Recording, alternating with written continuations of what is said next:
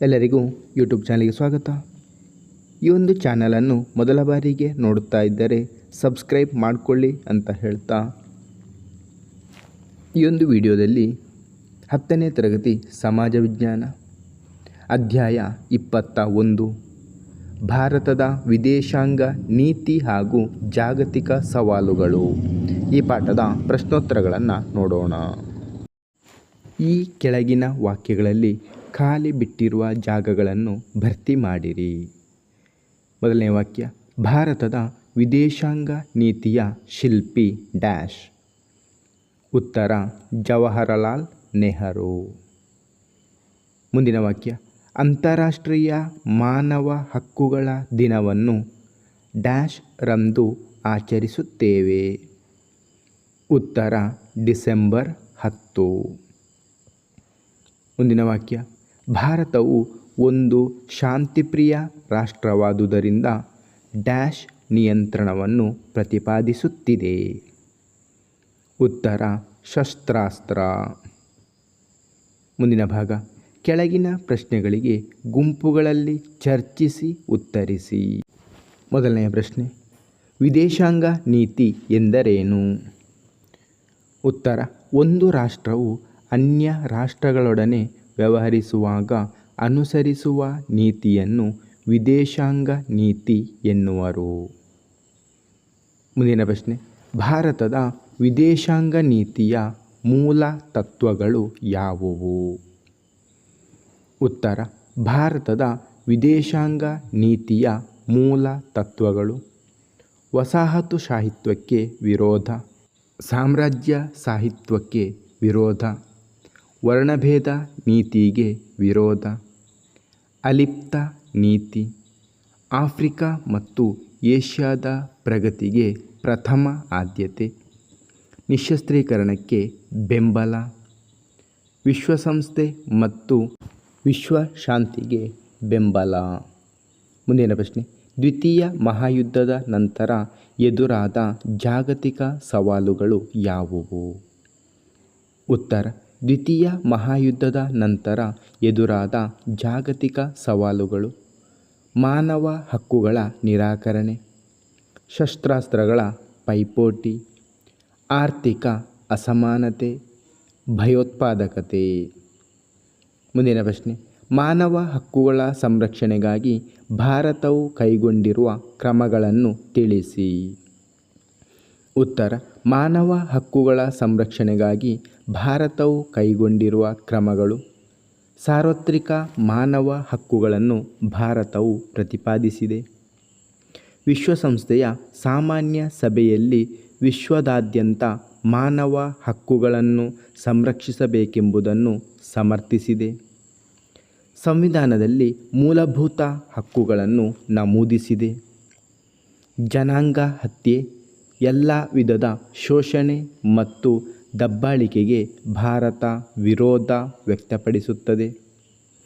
ವಿಶ್ವಸಂಸ್ಥೆ ಹಾಗೂ ಇತರ ಜಾಗತಿಕ ವೇದಿಕೆಗಳ ಮೂಲಕ ಭಾರತ ಮಾನವ ಹಕ್ಕುಗಳ ರಕ್ಷಣೆಗೆ ಯತ್ನಿಸುತ್ತದೆ. ರಾಷ್ಟ್ರೀಯ ಮಾನವ ಹಕ್ಕುಗಳ ಆಯೋಗವನ್ನು ಸ್ಥಾಪಿಸಿದೆ. ರಾಜ್ಯ ಮಾನವ ಹಕ್ಕುಗಳ ಆಯೋಗವನ್ನು ಸ್ಥಾಪಿಸಿದೆ. ಮುಂದಿನ ಪ್ರಶ್ನೆ, ಶಸ್ತ್ರಾಸ್ತ್ರಗಳ ಪೈಪೋಟಿಯು ಜಗತ್ತಿನ ನಾಶಕ್ಕೆ ನಾಂದಿ. ಈ ಹಿನ್ನೆಲೆಯಲ್ಲಿ ಶಸ್ತ್ರಾಸ್ತ್ರಗಳ ಪೈಪೋಟಿಯಿಂದ ಆಗುವ ಪರಿಣಾಮಗಳಾವುವು? ಉತ್ತರ, ಶಸ್ತ್ರಾಸ್ತ್ರಗಳ ಪೈಪೋಟಿಯು ಜಗತ್ತಿನ ನಾಶಕ್ಕೆ ನಾಂದಿ. ಈ ಹಿನ್ನೆಲೆಯಲ್ಲಿ ಶಸ್ತ್ರಾಸ್ತ್ರಗಳ ಪೈಪೋಟಿಯಿಂದ ಆಗುವ ಪರಿಣಾಮಗಳು: ವಿಶ್ವದಾದ್ಯಂತ ಭಯ, ಅಸ್ಥಿರತೆ ಸೃಷ್ಟಿಯಾಗುತ್ತದೆ. ಯುದ್ಧದ ಸಂಭವನೀಯತೆ ಹೆಚ್ಚಾಗುತ್ತದೆ. ವಿಶ್ವ ಶಾಂತಿ ಸ್ಥಾಪನೆಗೆ ಅಡ್ಡಿಯಾಗುತ್ತದೆ. ಆರ್ಥಿಕವಾಗಿ ನಷ್ಟದಾಯಕ. ಆರ್ಥಿಕ ಅಸ್ಥಿರತೆಗೆ ದಾರಿ ಮಾಡಿಕೊಡುತ್ತದೆ. ಮುಂದಿನ ಪ್ರಶ್ನೆ, ಆರ್ಥಿಕವಾಗಿ ಹಿಂದುಳಿದ ರಾಷ್ಟ್ರಗಳ ಲಕ್ಷಣಗಳಾವುವು? ಈ ರೀತಿ ಹಿಂದುಳಿಯುವಿಕೆಗೆ ಕಾರಣಗಳಾವುವು? ಉತ್ತರ, ಆರ್ಥಿಕವಾಗಿ ಹಿಂದುಳಿದ ರಾಷ್ಟ್ರಗಳ ಲಕ್ಷಣಗಳು: ಬಡತನ ಹಾಗೂ ನಿರುದ್ಯೋಗ ಪ್ರಮಾಣ ಹೆಚ್ಚಾಗಿರುತ್ತದೆ. ನೈಸರ್ಗಿಕ ಸಂಪನ್ಮೂಲಗಳ ಬಳಕೆ ಅಸಮರ್ಪಕವಾಗಿರುತ್ತದೆ. ಶಿಕ್ಷಣದ ಗುಣಮಟ್ಟ ಕಳಪೆಯಾಗಿರುತ್ತದೆ. ಅನಾರೋಗ್ಯ ಮತ್ತು ಅಪೌಷ್ಟಿಕತೆ ಹೆಚ್ಚಾಗಿರುತ್ತದೆ. ತಂತ್ರಜ್ಞಾನದ ಕೊರತೆ ಹೆಚ್ಚಾಗಿರುತ್ತದೆ. ಮೂಲಭೂತ ಸೌಲಭ್ಯಗಳ ಕೊರತೆ. ಆರ್ಥಿಕವಾಗಿ ಹಿಂದುಳಿಯುವಿಕೆಗೆ ಕಾರಣಗಳು: ವಸಾಹತುಶಾಹಿತ್ವ, ಸಾಮ್ರಾಜ್ಯಶಾಹಿತ್ವ, ಕೃಷಿ, ಕೈಗಾರಿಕೆ, ಸಾರಿಗೆ ಮತ್ತು ಸಂಪರ್ಕ, ಆರೋಗ್ಯ, ಶಿಕ್ಷಣ, ವಿಜ್ಞಾನ ಮುಂತಾದ ಎಲ್ಲ ಕ್ಷೇತ್ರಗಳಲ್ಲಿ ಪ್ರಗತಿ ಸಾಧಿಸಲು ಆರ್ಥಿಕ ಅಡಚಣೆ ತಲೆದೋರಿತು. ಮುಂದಿನ ಪ್ರಶ್ನೆ: ಆರ್ಥಿಕ ಅಸಮಾನತೆಯ ನಿವಾರಣೆಗಾಗಿ ಭಾರತದ ಪ್ರಯತ್ನಗಳನ್ನು ತಿಳಿಸಿ. ಉತ್ತರ: ಆರ್ಥಿಕ ಅಸಮಾನತೆಯ ನಿವಾರಣೆಗಾಗಿ ಭಾರತದ ಪ್ರಯತ್ನಗಳು. ಭಾರತವು ಅಲಿಪ್ತ ನೀತಿಯನ್ನು ಅನುಸರಿಸಿತು. ಷರತ್ತುಗಳಿಲ್ಲದೆ ಮುಂದುವರಿದ ದೇಶಗಳು ಬಡ ರಾಷ್ಟ್ರಗಳಿಗೆ ಆರ್ಥಿಕ ನೆರವು ನೀಡಬೇಕೆಂಬ ನೀತಿಯನ್ನು ಪ್ರತಿಪಾದಿಸಿದೆ. ಭಾರತವು ಬಡ ರಾಷ್ಟ್ರಗಳಿಗೆ ನೆರವು ನೀಡುತ್ತಾ ಬಂದಿದೆ. ಹಿಂದುಳಿದ ರಾಷ್ಟ್ರಗಳ ಆತ್ಮಗೌರವವನ್ನು ಎತ್ತಿ ಹಿಡಿಯಲು ಸಹಕರಿಸಿದೆ. ಶ್ರೀಮಂತ ರಾಷ್ಟ್ರಗಳ ಬಂಡವಾಳವು ಬಡ ರಾಷ್ಟ್ರಗಳಿಂದ ಹರಿದು ಬರುವಂತೆ ಯತ್ನಿಸಿದೆ. ಮುಂದಿನ ಪ್ರಶ್ನೆ: ಭಯೋತ್ಪಾದನೆಯಿಂದ ಉಂಟಾಗುವ ಪರಿಣಾಮಗಳಾವುವು? ಉತ್ತರ: ಭಯೋತ್ಪಾದನೆಯಿಂದ ಉಂಟಾಗುವ ಪರಿಣಾಮಗಳು: ವ್ಯಕ್ತಿಗಳ ಪ್ರಾಣಹಾನಿಯನ್ನುಂಟು ಮಾಡುತ್ತದೆ. ಆಸ್ತಿಪಾಸ್ತಿಗಳ ನಷ್ಟ ಉಂಟಾಗುತ್ತದೆ. ಆರ್ಥಿಕ ಅಭಿವೃದ್ಧಿಗೆ ತಡೆ ಉಂಟಾಗುತ್ತದೆ. ಸಾಮಾಜಿಕ ಸಂಸ್ಕೃತಿಗೆ ಧಕ್ಕೆ ಉಂಟುಮಾಡುತ್ತದೆ. ಮಾನಸಿಕ ವೇದನೆಯನ್ನು ನೀಡುತ್ತದೆ. ಕಾನೂನು ಸುವ್ಯವಸ್ಥೆಯ ನಿರ್ವಹಣೆಗೆ ಅಡ್ಡಿಯನ್ನುಂಟು ಮಾಡುತ್ತದೆ. ವಿವಿಧ ರಾಷ್ಟ್ರಗಳ ಜಾಗತಿಕ ಭದ್ರತೆಗೆ ಆತಂಕಕಾರಿಯಾಗಿದೆ.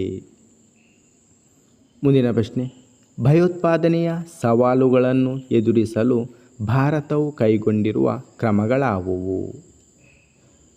ಉತ್ತರ: ಭಯೋತ್ಪಾದನೆಯ ಸವಾಲುಗಳನ್ನು ಎದುರಿಸಲು ಭಾರತವು ಕೈಗೊಂಡಿರುವ ಕ್ರಮಗಳು: ರಾಷ್ಟ್ರೀಯ ತನಿಖಾ ದಳವನ್ನು ಸ್ಥಾಪಿಸಿದೆ.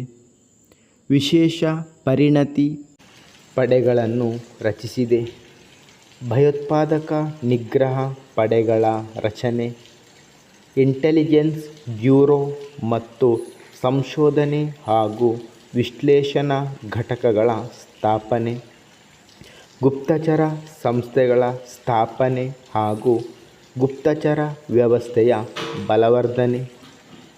ಹಣಕಾಸು ಗುಪ್ತಚರ ಘಟಕದ ಸ್ಥಾಪನೆ.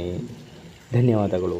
ಇಷ್ಟವಾದರೆ ಲೈಕ್ ಮಾಡಿ, ಶೇರ್ ಮಾಡಿ. ಹೆಚ್ಚಿನ ವಿಡಿಯೋಗಳಿಗಾಗಿ ಚಾನಲನ್ನು ಉಚಿತವಾಗಿ ಸಬ್ಸ್ಕ್ರೈಬ್ ಮಾಡಿ.